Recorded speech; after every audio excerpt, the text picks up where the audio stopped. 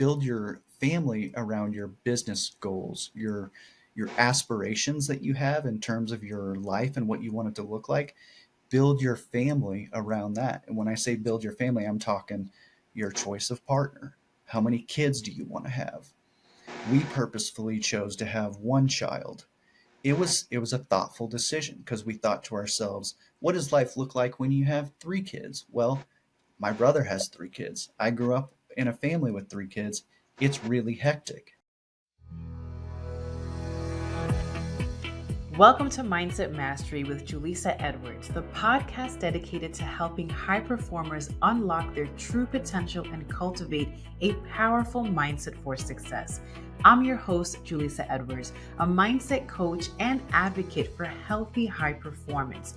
Join me on this transformative journey as we delve into strategies, insights, and inspiring conversations with experts and thriving high performers. Get ready to master your mindset, elevate your performance, and create a life of purpose and fulfillment.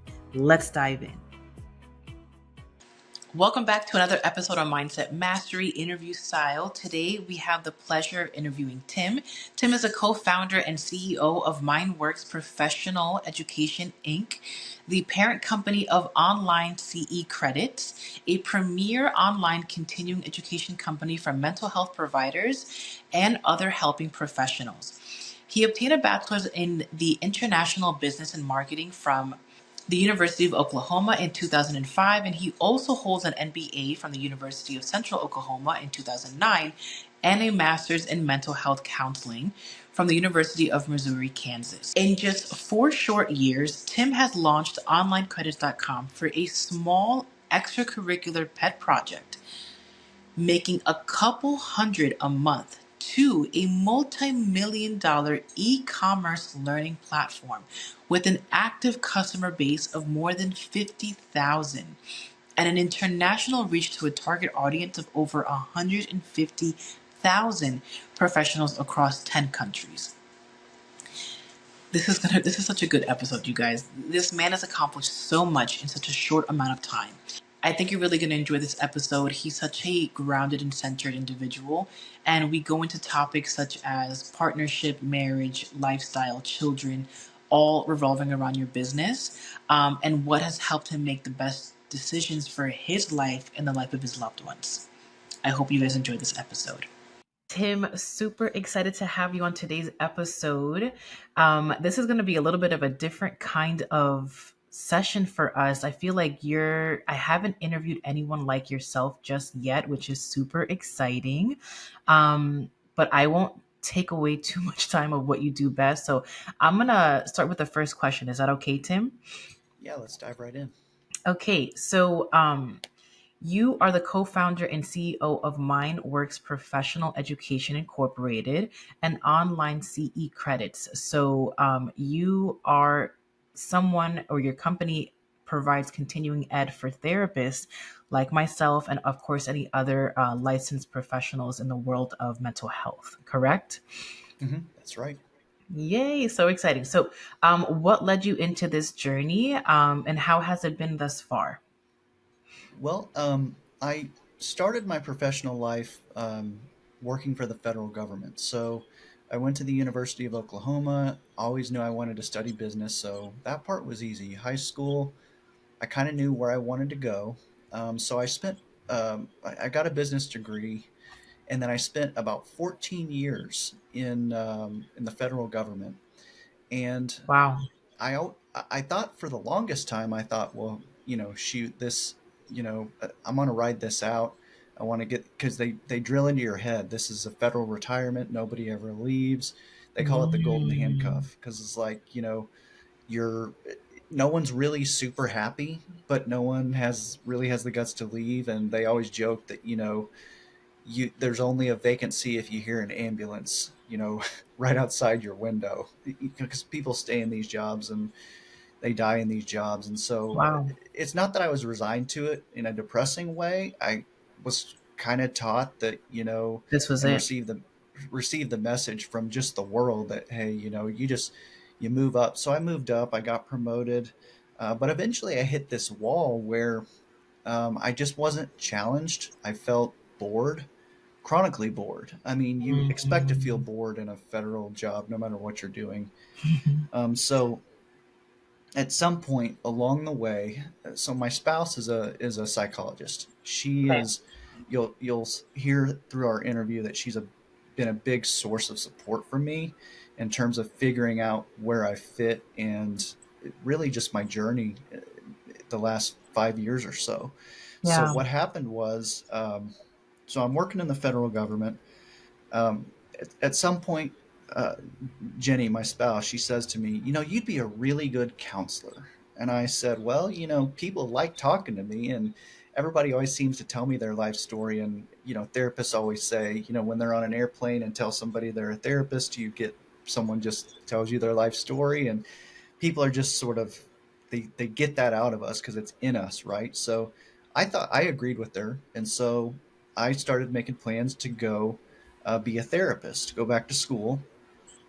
Well, during this time, um, uh, 2 years prior to me deciding to be a therapist, um, my my spouse Jenny, she got this idea. Well, she had done speaking, right? She had been training herself for different companies. She'd been on airplanes and she'd developed workshops and stuff like that. Mm. And she had rented out some space where she was doing her clinical work and started renting to other therapists. Well, these therapists knew that she was speaking and said, well, you should do a local workshop. So she started Mm. doing local workshops in the area. And I got this idea, hey, we should record you and try to like sell this because you're traveling and you're doing this for other companies, but what if we recorded you locally and put it up on a website? So I reached out to a company in Kansas City, got a website built, cost about, at that time, this was 2016, into 2016, cost us about $14,000 for an e-commerce website to sell courses. Wow. Uh, just kind of went through it slowly. It was a side project, so I was doing this on the side with sort of visions of, hey, this could be like a people have their side gig, side hustle. We weren't thinking about it as anything huge really at that time, just that we Mm. wanted to see what kind of traction we could get and maybe get a little money on the side. So Sure. for a couple of years, that's what it was. A few of her courses. Then we eventually started hiring other people that she knew, recording them, putting them up on the website, got some agreements built, started making it more formal. Well, back to that other piece where I was going back to counseling school, that was just going to be kind of a part time thing. Well, here's what kicked all this into gear, right? Um, Trump was president at the time, and he furloughed federal workers for 45 days with no pay. And this was new for me. Yeah, I was like 12 years in at the time. This was a shock. Mm. I actually had to Mm. go home for 45 days with no paycheck. And I'm sitting there thinking to myself, the whole reason I'm in this is because it's supposed to be bulletproof. It's supposed to be something See. where, it's not going to get taken away. There's Right. stability. Your benefits are great. I had Hmm. read things about how our benefits were going to be cut and stuff like that. Well, I was already pretty charged up at the time just because we were all charged up during this time. This was right before COVID, and a lot of just unrest going on socially. And so I got this wild idea and I said, I'm going full time because I want to get this done. Because I just sort of saw the federal piece as being something that I definitely was going to get out of. Hmm. So Jenny, my wife, she says, why don't you get out now? And that was scary. That was super scary. I'm super risk averse. So at first I was like, hell no, I'm not going to leave this now. I got to stair step it out. Let's take our time. I haven't even started school really yet. Yeah. Which So technically, you didn't need to be a counselor to provide the continuing education. Correct me if I'm wrong, right? no, you're right. Yeah. So these are like two paths. So yeah. So if you're listening out there, listening to my story, I'm kind of bouncing back and forth, but I'm on two different paths, but they're sort of related. So the path of creating the CE company and the path of getting my counseling license. Two different things. Mm. My thought was, um, I want to be a therapist because I want to help people. And I saw it sort of as my retirement gig where I could put on my therapy sweater as a crusty old man and still have something to do, still have, Mm. money to go to have my breakfast out and stuff with my buddies as a 60, 70-year-old guy. Um, but then I thought, let's really build up the CE company, right? Let's put everything into it.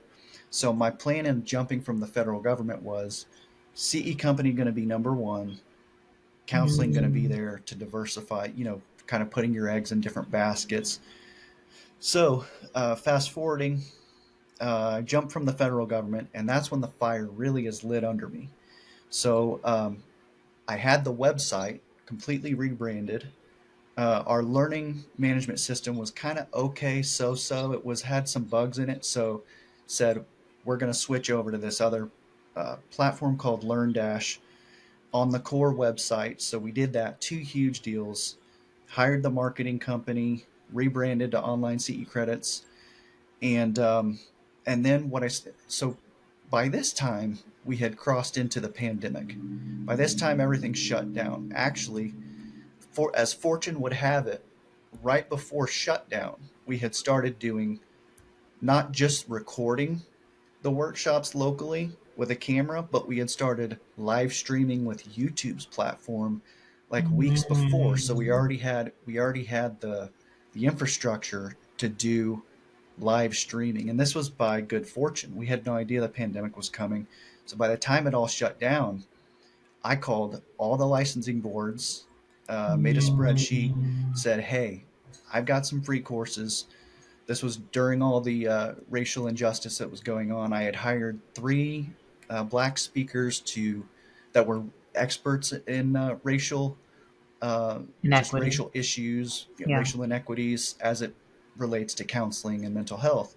So I had hired Mm. these experts to give workshops, and so I made this huge list of um, state boards, and Well, I that was started great for business in the beginning, I'm sure. yeah, and I started me and my assistant. We were emailing them saying, "Hey, we've got some free courses to share with your folks. Everybody's at home. We're an up and coming platform. Um, would you have a roster available where we could share some free courses?" So we started doing that, and a bunch of people start coming in. At this point, this is like 2020, zero money, right? It's all free. They're coming in, but that's basically how I started building it up. Um, just giving a lot of stuff away for free, something like almost $60,000 worth of courses for free in that first year, and just slowly sort of listening to YouTube, marketing experts, where you put your calls to action, um, Mm. how you build your funnels. I was reading books, and I was motivated because at this point in time, I was going to school, no more federal salary. My spouse is floating our family, and I'm building the CE company. I mean, we're having little bits come in here and there, but nothing like today. Yeah. And so that's how the journey sort of went. And then I ended up hiring a marketing guy off Upwork. Asked him, he had never done Facebook ads. He was just doing our emails for a while. Built up our audience, had a good local audience, daily emails going out, bringing in pretty good. But he said, "Yeah, let me try Facebook ads." So got him on Facebook ads. He cracked the code, so to speak, and that was summer of last year, and that's when we just exploded. Such an interesting and powerful story.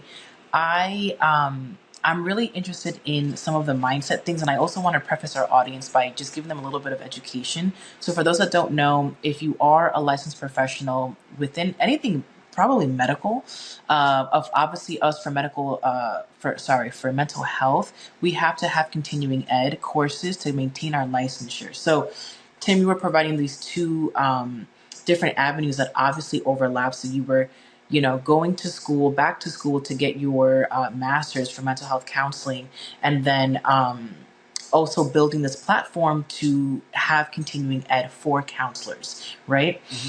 Hmm. Um, What I really want to hone in on is the mindset that you had to have security in this new thing that you were doing. So I loved when you said that, you know, you had a government job. Usually that is supposed to mean great benefits, security. And most people fear leaving their 9 to 5 world because it's the one thing that's stable for them and they don't want to mess it up, rightfully so. Hmm. Right. And so a lot of our listeners are sometimes either have peaking interest of like, can I do something on the side? Would it be cool to have my own business? What would that look like? And so your beginnings, I want to learn more about that mindset wise of like what allowed you to make the jump. I know that you were put in a tough situation where it's like Trump and what was happening in the world kind of like pushed you in that direction, but still it was Hmm. a big jump. So can you tell us more about that? Yeah, the mindset piece, which is big. I get sort of caught in telling the story because the logistics by themselves are interesting, but there is the whole what's going on inside my head. How do I conquer my reservations? How do I overcome my natural tendency to be risk averse? And that's my biggest thing, is because when I spent so much time in the federal government, it was catering to that piece of my mind's that my natural tendency to just, hey, stay here. Don't put your, this is solid earnings. This is predictable. Don't risk that. So the mindset being to get myself out of that narrow space of um, being an employee. That they're two different worlds, right? And some people, we need employees, and employees are great. It's great to be an employee. You can be a successful employee Yeah. anywhere in any industry. But for what I realized that I wanted, because I'm so achievement oriented, I knew that the federal government wasn't going to give me that achievement satisfaction. And I also knew that I had interviewed at different points in time with oil and gas companies, thought about going into the private sector. A lot of layoffs there. So not every private sector job is secure. So finding my fit and knowing that I had and this is a big piece too, I know we'll talk about later, choosing a partner. My partner is Jennifer Sweeten. She's a well known psychologist. Her in my ear saying, listen, you are absolutely somebody who could do this. You are, you have so much talent and potential, and um, you just, it'd be a shame not to see where it could go. And so realizing that we could survive on her, and we could also, when she was building up her practice, when we moved to Kansas City, we were essentially surviving on me. So having many discussions to sort of lower those defenses, those natural defenses that I had, gave me the courage to say, okay, worst case scenario, what happens? Worst case scenario, what happens is that you make $0. Okay, what happens if you make $0? Right. Well, um, what happens if I make $0 is that my partner, my spouse, my co equal makes this much, and what's our living expenses? What's our standard of living? Can we survive on that? Yes, we can. We chose to live below our means. Mm, So when we really discussed that and laid it out into a worst possible scenario that Tim makes $0 for 3 years, mm, we said we can do that. It's not likely that that would happen. right. But that's the In worst fact, case. yeah. So once we said, okay, this is the worst case, and would you be okay with this? Given the potential, the upside, what could happen? And I was so burnt out anyway with the federal government, and so charged up anyway with the furlough, that I was kind of mad. I was Mm-hmm. mad, and I used that to motivate me. And so I instead of going part time school, I went full time. I got done in 2.5 years. Started Okay. seeing clients right away, and it allowed me. The reason another reason why I did them both at the same time is to allow me to understand my customer base. Absolutely. I essentially became my own customer. So back to your curiosity about the mindset piece, I think for me, it was about overcoming that natural tendency to be risk averse and talking about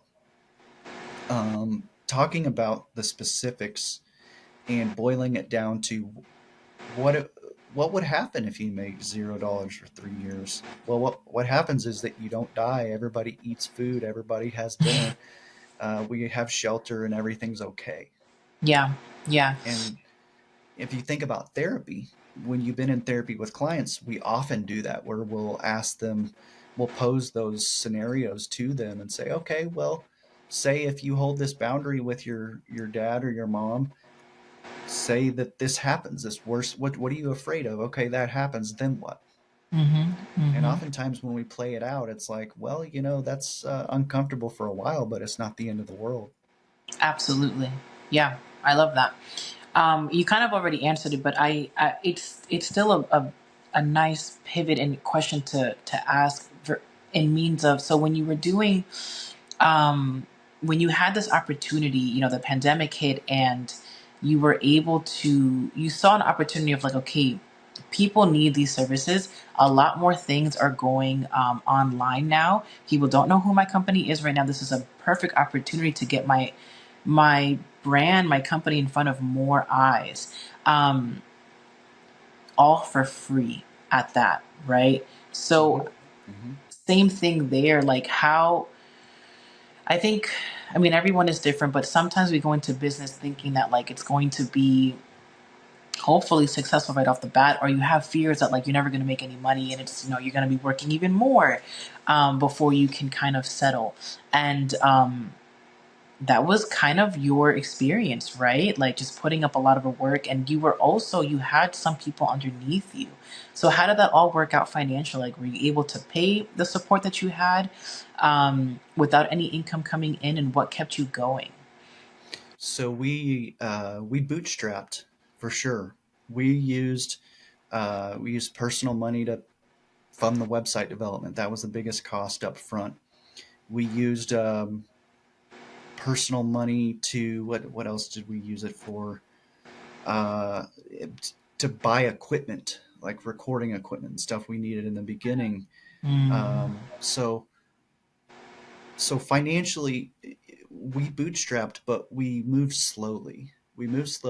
And a big part of it too was just being part of a two-income co-equal household. household.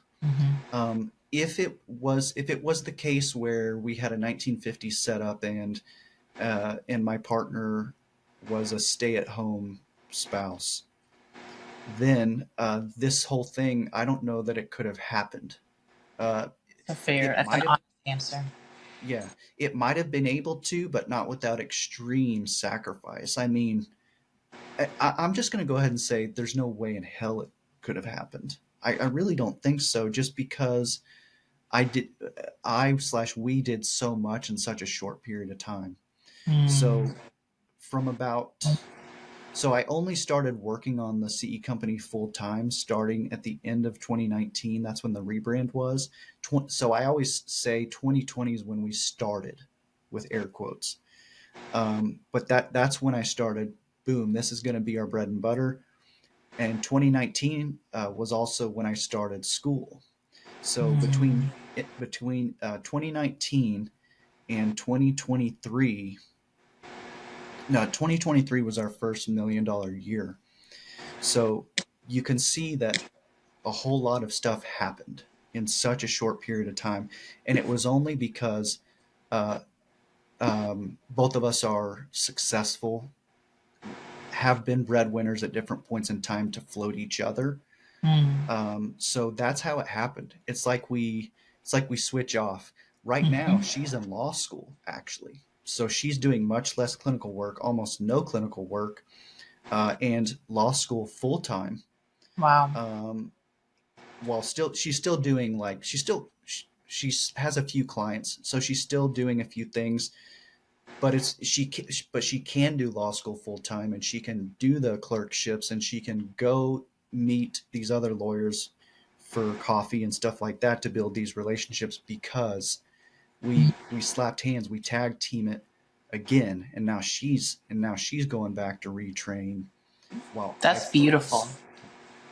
So I have there. This can kind of pivot that way too. So this is a beautiful conversation because it puts a lot of insight on like what it is to choose a good partner. And this is not, we're not going to be talking about relationships per se, but that is also something kind of scary to for people to think about. Of like, maybe I do want to venture into business, and do I have, whether it's your spouse or not, do I involve family? Right? What does that look like? If things are great, and then what if things are not great? And then, you'll tell us more, but as your business and endeavors grow, it gets more complicated. It gets larger, it has a grander impact, which is fantastic. But with that bigger impact, cause we need organization, leadership in certain areas, delegation, right? And people like really knowing their roles and what we're here to do, and all of that comes into the mix, right? And so how has that been with your partner? What have been the great things about having it? So I feel that you've already told us that like she was your insightful, loving coach of that. Yes, Tim, you can do this. Yes, Mhm. you are worthy of all these things. And you guys both being in the field of psychology is so helpful. Speaking from my own terms of like me, doing the same thing, like it is an extra helping hand that we already knew all these mindset shifts going into business, right? It doesn't take away the experience of it being hard and still having working through those things. But yes, for you and your partner, what were the pros and what are the cons? Yeah, that's a great question. Because I know that um, I always think of it too when I left the federal government. Part of what I was telling myself when I walked out those doors, and I was crying. I mean, I'm an emotional dude, but I was like, when you cry and you start going like that, Yeah. I was crying like that as I was walking out the door. This is 14 years of just everything. My whole identity as a professional. Sure. And so what I kept telling myself as I was walking out is you are more powerful. You are stronger as one unit. The longer you stay Mm, here and the longer you sit in this cubicle, you are foregoing that chance to really come together with Jenny and be not only an unstoppable force to raise your daughter, we have a 9-year-old, but an unstoppable force to create. Now, our goal is to create intergenerational wealth. And so I just told mm. myself stronger as one. Um, Now, I don't know if it's like some sort of a, like, uh, I don't know how special it is that we work together so well and that we have a vision that is so aligned. I don't know if that is like common or not, but for us, it works. So, what we have to do, the hardest part, I think, is to be careful not to just only be business partners and only talk about business. So we go Mm. on dates frequently, and we make it a point to um, still be romantic, still be spouses, still That's hard. That come. can be hard. Yeah, Mhm. yeah, yeah. So because we could get carried away just talking about the next idea, and it's weird because we rarely get into arguments about where we should go business wise because we trust each other so much. Mm. And she's gotten a lot of ideas from me, and I've gotten a lot from her. And so whenever we have an idea, it ends up being a combination of both of us together. Mm. But I think the couple of times we've sort of butted heads is when we get into a little like unspoken competitions, like, are you working as hard as me? Am I working as hard as you? So we have to be Mm. careful not to look at each other and send a message like, hey, I'm over here, like, I'm doing backflips over here, what are you doing? Because Mm. it's a marathon, it's not a sprint, right? So there's going to be times where I slow down, she might speed up. She slows down, I might speed up. And Mhm. so we are very achievement oriented, so we have to watch out, like, the comparisons, and checking on each other to see if each of us looks like the other person in terms of what we're doing. It doesn't always match up. Like, I might have a day where I just have a headache and I don't get much done, but Mhm. maybe she gets a lot done, and that's okay. That's Mhm. okay. And one thing I wanted to share with you too, as kind of a nugget for your your listeners is that I say this, and maybe it's popular, maybe it's unpopular, but I like to say, and some people don't have this choice. Maybe they've already made this choice, but I say anything can be changed or modified. But what I like to say is build your business pursuits. I mean, build your family around your business goals, your aspirations that you have in terms of your life and what you want it to look like.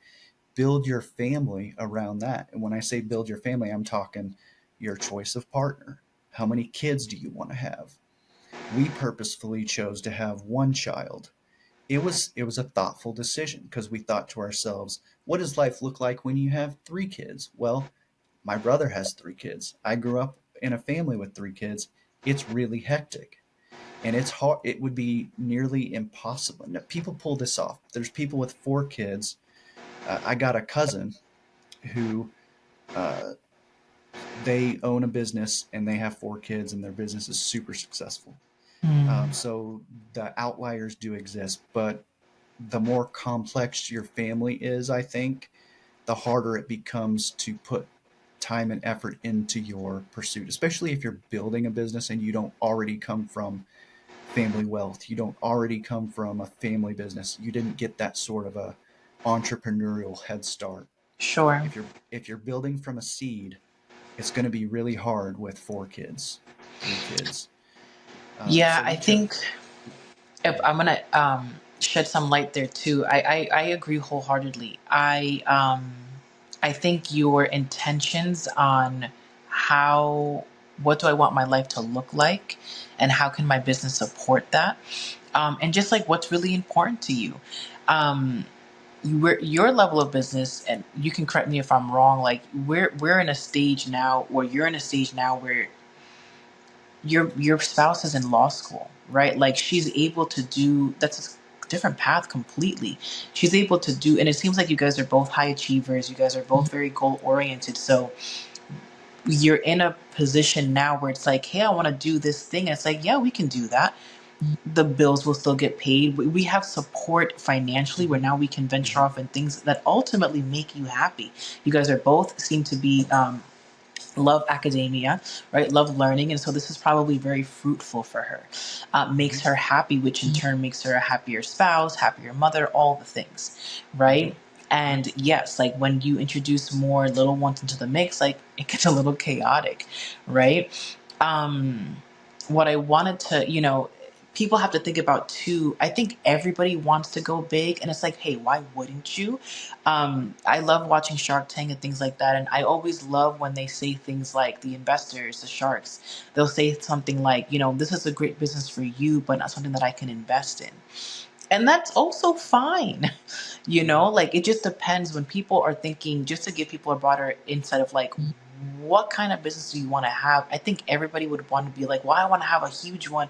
And that's great. But if you have little ones and you're the counselor, let's just say, who owns a private practice, and so your income is based on how many people you see, that really at that point isn't too scalable. Hmm. But you do have your own means of income, you do have flexibility within your schedule, and you could balance a couple of babies on that, if that's Yes. what you want. But in your case, Tim, when you're building a beautiful, monstrous machine that is serving so much, right? The stakes are just a little bit higher. And I agree with you. Like you had to bootstrap. You had to sacrifice some things in order to get it forward in this short amount of time. So commendable. And I understand why it was like, yeah, we're going to stick with one kid because Hmm. that's what makes sense. Yeah, Yeah. Yeah, you're right. And it is a timing thing too, where if you hit your stride earlier in life and say you're still in your seat, because I'm about to be 42, so we're kind of outside the window of having more kids. sure. We hit our stride a little bit later than say somebody maybe hit your stride in your early 30s or something, right? So if you do hit your stride and you've got that financial, just you've got that beef already in place, you got the money there where money's not an issue, where you're not trading your time for money anymore because Yeah. you've built up some wealth, then you're right. If you got that time and you got the money, go ahead and have another kid. right? Go ahead and have another kid. If that's what you Uh, want. if that's what you Yeah. want. Yeah. But I also sort of look at it like this, and this is to spur thought in your listeners, not necessarily to get someone to agree with me. I sort of think, having our daughter, I think to myself, I would like to just have one child so that I can put everything into one, as opposed to put a limited amount, or what I perceive as limited amount of resources in terms of your what you have to give, spreading Sure. it across two, three, four kids. So I sort of think that way, and so it sort of allows me to, when I'm not working and it's family time, I don't feel like I don't have enough to give because I got two people. I got my wife and my daughter, and so I usually have more than enough to be able to give of myself when I'm not investing in the company, because the companies plural, as you know, takes a lot out of you. It drains your resources. It can energize us, and it's what we want to do. It's the choice we make, but doing this is hard. Hmm. Yeah. And yeah, Can I ask a personal question? absolutely. Um, you mentioned prior that having a three-child household can be chaotic. That's what you grew up in, and Hmm. so Hmm. when you think about um, I want to have one kid so I can put all of my resources into her. Is that something that you've learned through your upbringing that maybe you didn't feel that you had in your household? An even spread Yeah. of attention and resources because there was three kids? Um, it's That's actually a really interesting question, because I actually sort of see it as my parents pulled it off, Mm, um, and I wonder like how they did it sometimes. Um, and now that they're older, I think I see that they did it, but I think they did it. I mean, I think it was hard. I think it put a lot of stress on them, because mm, I actually grew up with cerebral palsy, so I needed a lot of support, a lot of medical um, intervention and stuff, some surgeries, and so my parents had to sacrifice a lot in terms mm, of money, time, seeking out care for me, physical therapy specialists, money, pulling family resources together for a big surgery when I was 9 years old, all while still having two other boys to support and make sure they were mm. happy and healthy and okay. But I can't speak for my brothers, really, what their experience in terms of how they feel, how they would answer the question. Um, but um, but for me, it's like they pulled it off. But I think it took a lot, right? They couldn't have started a company, I don't think. I mean, because they were they were employees. They were working for a paycheck, Mhm. and when they weren't doing that, my dad was coaching, my mom was running the house, and they were they were worked. I mean, they were exhausted, Yeah, and so I see that, and I don't want to be chronically exhausted. I hear that. Um, so that's where it comes from. Yeah. And I think like it's beautiful because you chose what's good for you, right? And what's going to make you feel grounded and settled and intentional. I think that for me that's the biggest takeaway of what you're saying in general, from working for the government and doing your entrepreneurial path and choosing your spouse to be the co-founder, like all of it has been very intentional. Hmm. And I think when we can lead our lives in that manner, whatever it is that you choose to do with your life, you'll just be a little bit happier because you took the time to really ask yourself, is this really what I want? And took time, not in like a hasty decision kind of making frenzy where it's like, I think I should do this, or my peers, or my spouse, or my family thinks that I should do this, right? It's your energy is very grounded and calm and still, and that seems to be the way that you've chosen all these different avenues for your life that fits you, Tim, best, and that's beautiful. Yeah, and sometimes it feels like an accident, and I don't know if it was. I mean, it might look from the outside like I wrote it on a piece of paper and I just stepped through each phase, or each little thing, but it all just sort of happened more or less. For instance, like if you'd have asked me 5 years ago, 6 years ago, if I would be sitting here with you talking about the things we're talking about, and if I would have this business, I would have said I wouldn't have seen it coming. I wouldn't have foreseen it really. Um, so it's weird how it's happened that way, but I don't really know where it comes from other than I just tend to think a lot and plan a lot before I execute. So going back to Definitely get that dating, from you. yeah, Yeah. when I was dating and stuff, I was I remember hearing from my dad, when I would break up with this one girl I broke up with. One time, Dad said he said, because I was talking about being upset about not being able to find the right one, and my twin brother by this point was married, had kids, and I was lamenting like, is this ever going to happen for me? And Dad was like, well, you had a chance right there. You had this girl wanted to marry you, and you just, and I remember thinking, uh, well, that's true. I think she would have married me, but I couldn't, I had that feeling like she wouldn't have been the right one. It wasn't right. So yes, I was getting older, but I still broke up with her. I didn't want to just do it because I was getting older if it didn't feel right. And so I didn't get married until I was 30 years old. I met my wife at 29, got married to her at 30, had a kid at 32. Now that actually seems kind of, I was gonna say it's not yeah, incredible. It's not too old. no, It's not it's old, not. like yeah, But that's like a little more than 10 years ago. At that time, I was like a late bloomer, yeah. I see. compared to my peers. And so, but to make my point of, I've always been really thoughtful about the things that I do. I ponder them, I think about them way before I ever pull the trigger. So I'm not an early adopter of technology. I'm someone who waits to see, are people liking this? Is it breaking? Is it working? I didn't get a smartphone until 2012. The first the first iPhone came out in 2006, and here I am with a texting flip phone until Yeah. 2012. I Mm. mean, so I think that just points to me just really taking my time with stuff, and nothing has been overnight for me. Nothing has been an overnight explosion.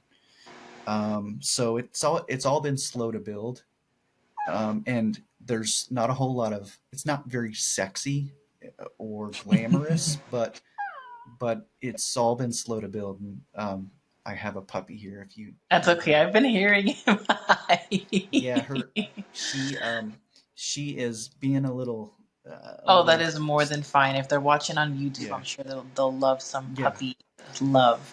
I yes. want to chime in on what you were saying. So I love that you take your time to make your decisions with intention, care.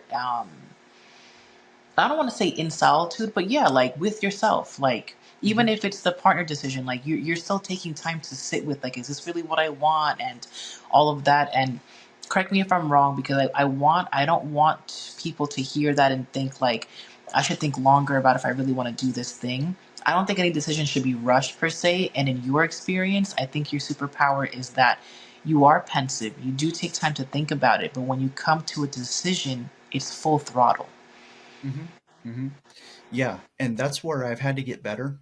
I read this book called The CEO Mindset a couple years ago, and it was a book about that thick, but he kept repeating the same thing over and over again, which is execute, do. You got to be a Yeah. doer. Yeah. Uh, you can't just sit back and plan all day. You've got to Hmm. just go do it. And so Hmm. there is a point at which I almost get exhausted. Like if I'm at the grocery store and I'm looking for peanut butter, there's been times where I'm looking, and peanut butter is a commodity, right? Like peanut butter is peanut butter. There's been times where I've been looking, should I get this? Should I get that? And eventually I hit a point where it's like, I'm done here. I'm done mulling it over, and I just grab one and go. So Yeah. I think that's important. Um, to sort of strike a balance, but listen to your intuition. If your intuition is telling you you're exhausted from thinking about it, then go. Then just go.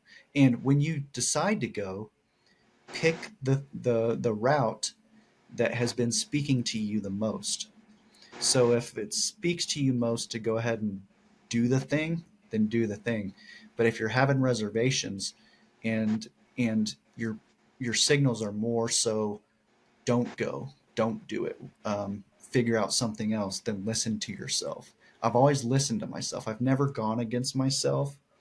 Maybe I have, but I think the times I do go against myself, I end up regretting it. But I'm just lucky that I haven't gone against myself with big decisions, right? Big decisions. I've been lucky that I went with my intuition when I had my child, or when I got married, and when I chose to go to MBA school when I went to MBA school, chose to go to counseling school when I went to counseling school. I just uh, I just have been fortunate to make the right decisions for me at the right times, and it's by listening to my. It's always been by listening to my instinct to go. I love that. Um, okay, is you've shared so much knowledge on many different areas of life, business, partnership, children. Is there anything in this time of your life right now that you're still trying to get a handle on, and that there might be some struggle there? Absolutely, yeah, there is. Oh, and for me, I think the biggest thing is letting go of control. So, So I am someone who is. I always think of people as wired two different ways on this particular pendulum. But spectrum. yeah, the spectrum. I always think of people as wired, either you're wired anxiously or you're wired, the other end would be you're more wired to Super be chill. chill, like dialed down, or Yeah. to the extreme, you're in a depressed Or that. state. Yeah, Yeah, yeah, yeah. where you're not activated. You can't get activated. I Mm. tend to be someone wired anxiously.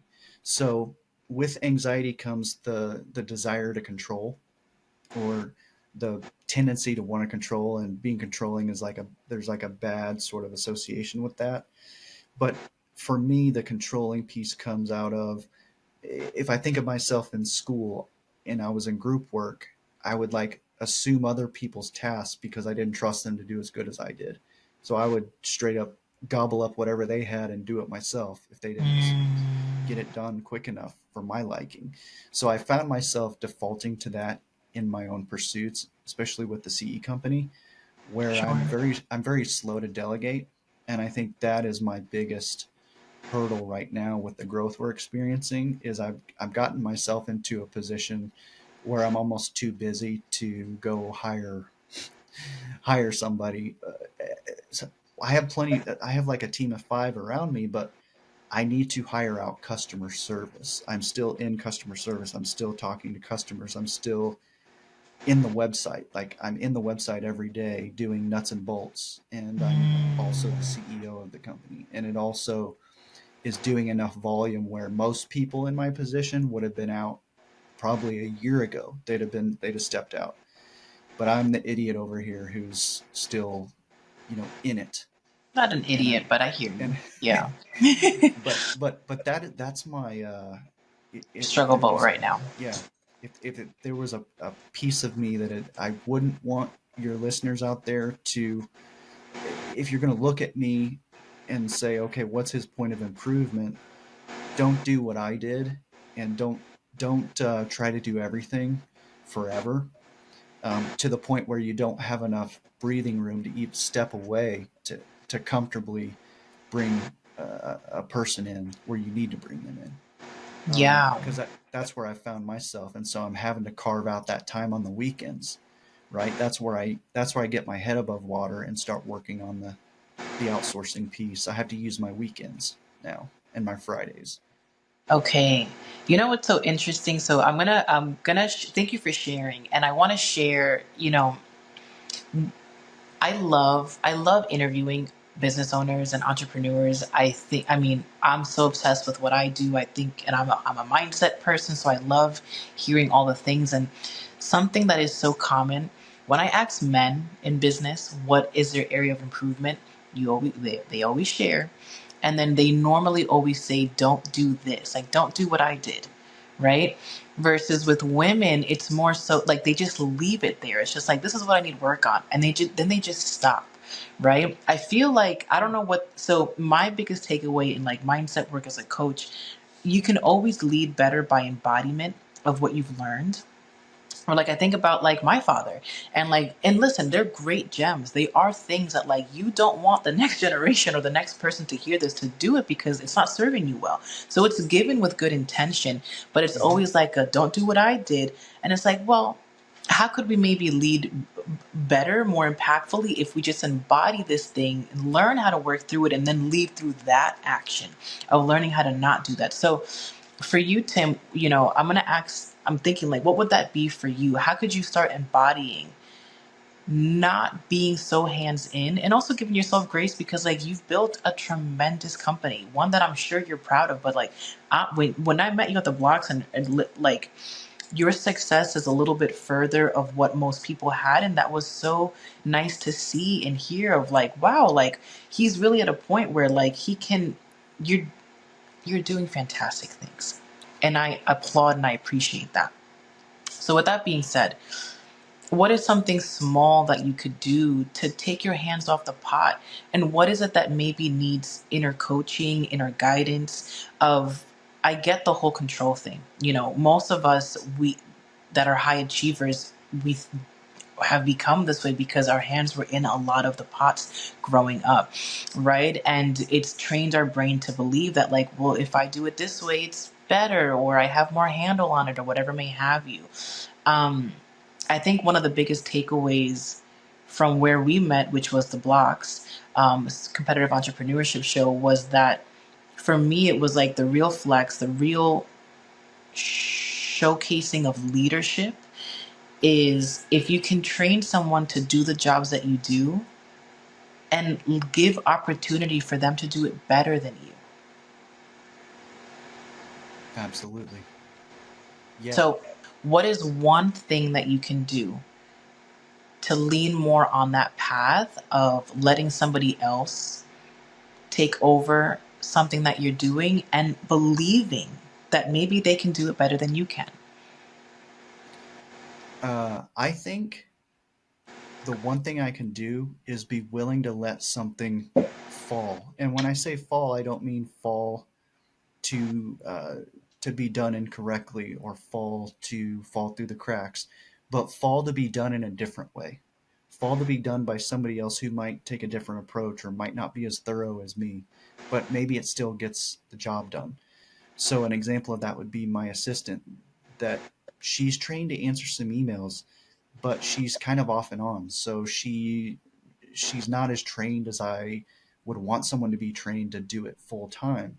But I've been relying more on her to pick up slack recently so that I can do the things I need to do to get the full time person in. So sometimes I'll step in front of her and knock this out because it's more complicated, but I need to be willing to let it fall into her lap, even for the complicated situations where customer might be a little upset. Let her take care of it. Let her do it. You might Yeah, learn something from her and her approach that you can put in your SOPs for the next person to consider. yeah, Because I yeah, don't have all the answers. And we talked about ego, putting your ego aside. I don't think of myself as narcissistic or ego driven, but I think anybody who starts a business and has the guts to do so and to believe in themselves, we have to that's the adaptive part of anyone's narcissistic tendency. We're all humans, we all have that tendency to lean that direction. It can be adaptive. So that piece of me, I you got to get out of your own way. You got to put your ego aside. That you don't have all the answers, and not everything you do is the best way. It just isn't, and I have to tell myself that because I'm terribly inefficient with some things. Some things I solve with two paragraphs when I could have solved it with one. yeah, yeah. I love that. I love that. Giving more trust to our team, even if it doesn't look the way that we maybe want it to look essentially, but that could make systems run better in the long run. I love that. Tim, this was a beautiful conversation. For my therapists out there, if you're looking to continue your education, please look at the show notes below. Tim, I know I'm going to be using it from our conversation post breakfast that day. I'm like, okay, yeah, this is the easier way to do it, the better way to do it. So um, Tim, any other ways that they can connect with you? Any final thoughts before we close today's episode? Sure. I just like to say thank you, Julissa, for having me. It's been awesome sitting to talk with you. If you want to connect with me out there, you can find me on LinkedIn. You can find us or find me or us on onlinececredits.com if you're looking for CEs. Consider the membership if you want to do it the cheapest way possible. Other than that, just thank you so much for having me, and I'm around. If y'all need me, I'll be here. I love that. Thank you so much, Tim. Thank you for tuning into Mindset Mastery with Julissa Edwards. If you enjoyed today's episode, be sure to subscribe to the podcast to receive future episodes packed with valuable insights. Remember to follow us on social media at thehealthy.highperformer for more inspiration, tips, and updates. If you found this episode helpful, we'd appreciate it if you could share it with your network and leave a review on your favorite podcast platform. Your support means the world to us as we continue to empower high performers like you. Until next time, keep mastering your mindset and thriving as a healthy high performer.